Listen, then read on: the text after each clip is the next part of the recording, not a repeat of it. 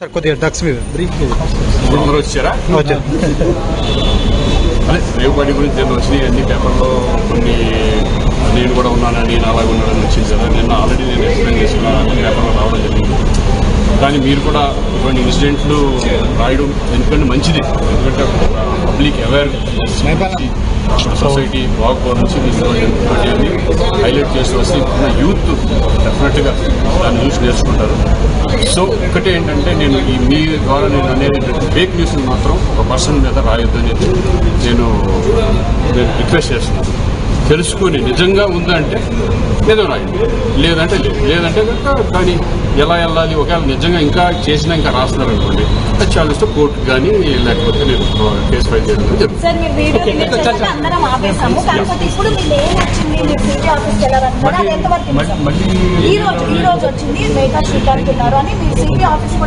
ఒకవేళ నిజంగా ఎవరన్నా రాస్తే నేను డైరెక్ట్ కోర్టుకి వెళ్తాను, కోర్టులో తీసుకుంటాను, నేను ఫైల్ చేస్తాను.